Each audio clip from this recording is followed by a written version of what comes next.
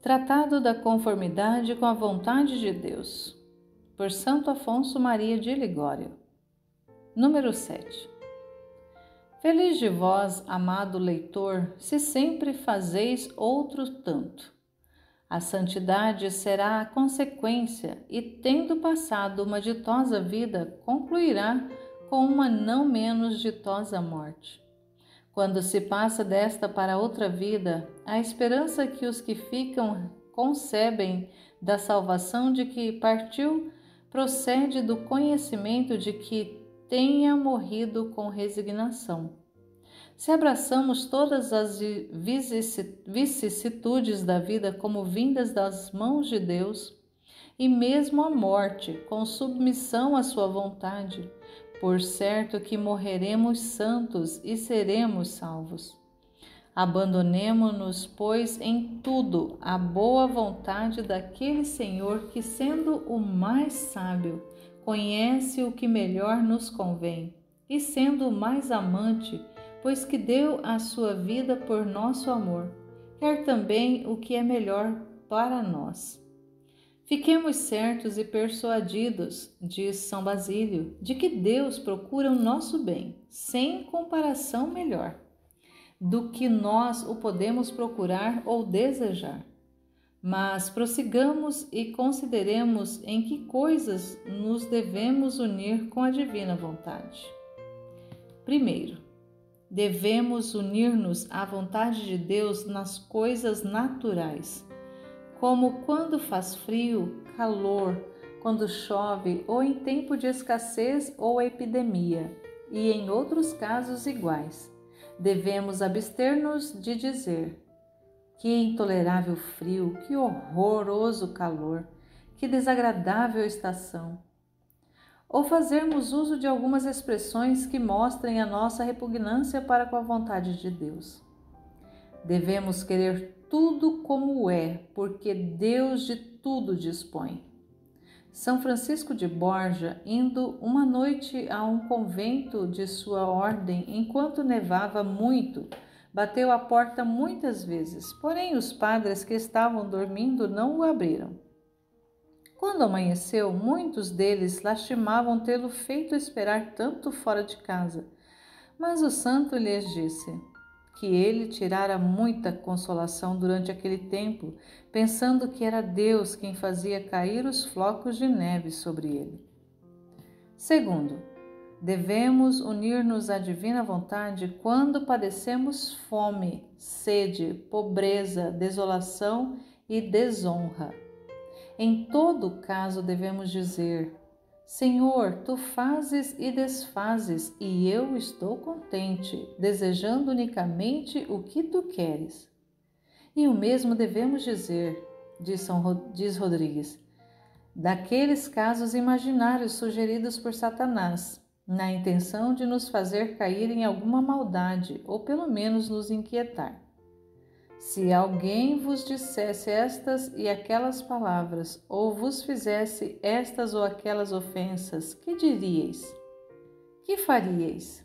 Devemos responder: eu diria e faria o que Deus quisesse, e assim nos livraríamos de toda a falta de inquietação.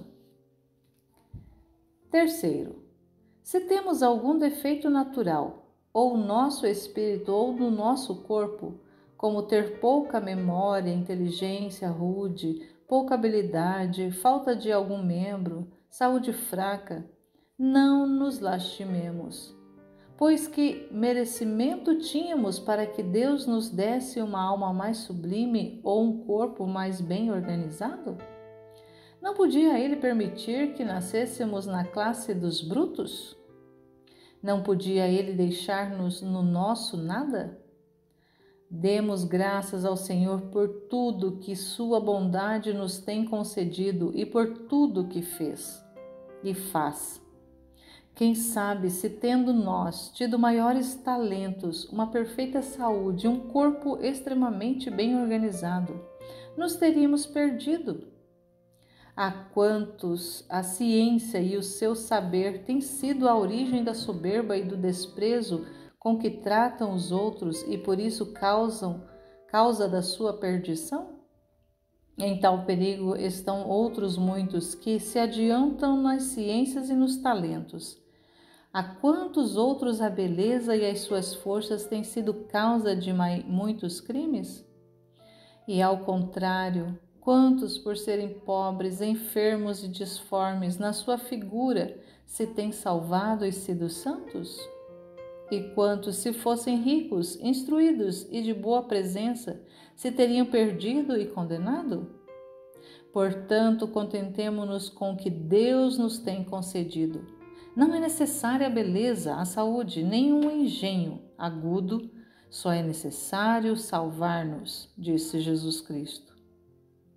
Quarto, devemos particularmente ser resignados nas enfermidades corporais e voluntariamente abraçá-las de maneira e pelo tempo que Deus tenha determinado visitar-nos com elas.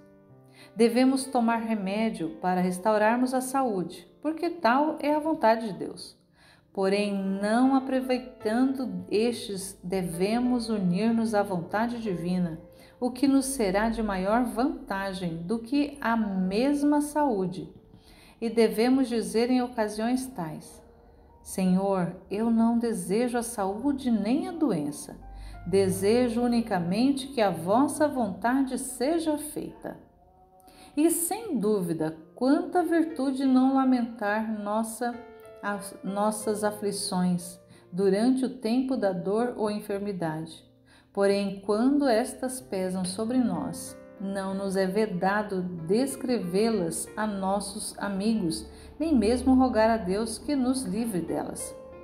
Falo daquelas dores ou enfermidades que atacam severamente e que muitos há tão insofridos que pela mais leve indisposição ou fadiga pretendem obter compaixão de todos. O mesmo Jesus Cristo, começando a sua paixão, deu a conhecer a seus discípulos a sua tribulação. A minha alma está triste até a morte. E ele rogou ao seu eterno Pai que o livrasse dela. Meu Pai, se é possível, passa de mim este cálice. Mas o mesmo Jesus nos ensinou que o que devemos fazer depois de tais preces é resignar-nos imediatamente à divina vontade, dizendo: não como eu quero, mas como vós quereis.